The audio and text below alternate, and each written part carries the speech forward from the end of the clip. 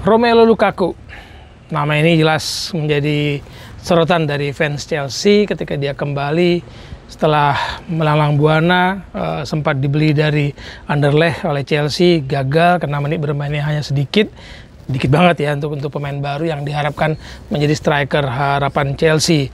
Kemudian cukup gemilang bersama Everton.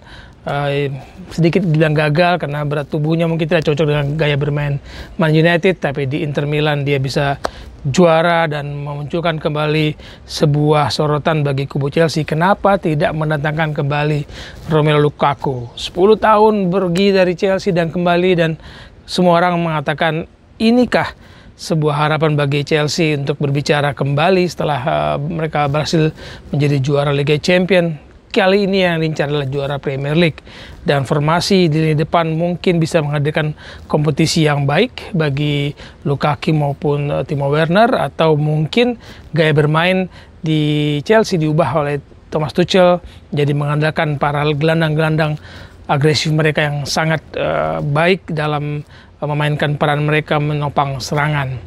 Ini gua ada di bukan di Bali, bukan di Borobudur, ini di Candi, sebuah hotel di Solo. Gua sempatkan untuk membuat konten ini ketika membaca tadi malam, sekarang tanggal 18 Agustus, bahwa Lukaku mengatakan dia much better, jauh lebih baik dari 10 tahun lalu ketika Chelsea pertama kali membelinya, dan mungkin dia sudah semakin lengkap, sempurna sebagai pemain, dan dia mengatakan dia adalah pemimpin yang karakter pemimpin yang menghadirkan kenyamanan bagi teman-teman bermain, bagi tim satu tim yang ada di tim manapun dia bela.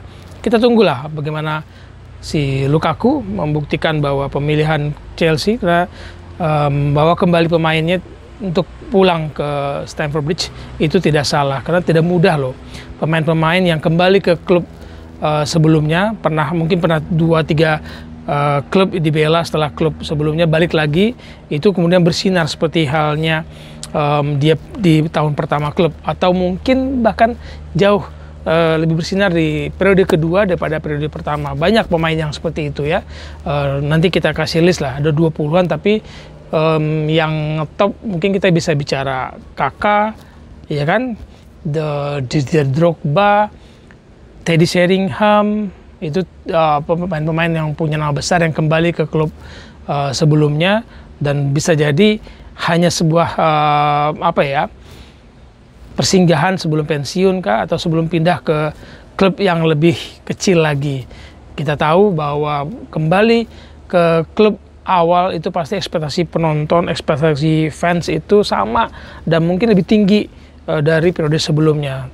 Gampang mewujudkannya, nggak mudah. Siapa lagi ya pemain? Nanti gue kasih lihat nama-nama pemain yang kembali ke klubnya, bisa jadi bersinar, bisa jadi enggak. Banyak sekali, terutama di Inggris yang sering bolak-balik begitu.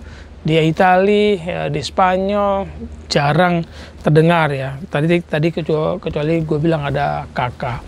Nah, menurut kalian Lukaku dengan formasi seperti apa akan menjadi andalan Chelsea musim ini bersama pemain-pemain yang kali ini sudah disiapkan Thomas Tuchel dari awal musim?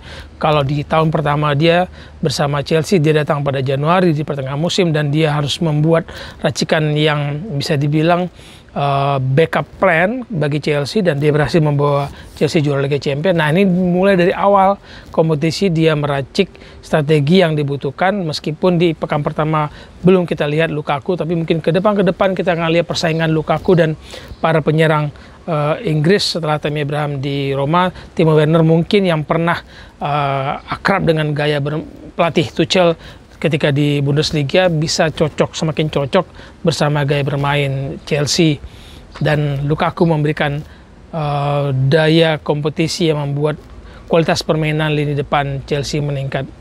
Siapa tahu, tapi yang kita soroti, kita tunggu adalah tidak mudah seorang pemain pesepak bola profesional kembali ke klub yang pernah dia bela di periode kedua sukses seperti periode pertama. Nah, kalau Lukaku kan tidak sukses di periode pertama, bisa jadi sukses di periode kedua. Gimana pendapat kalian?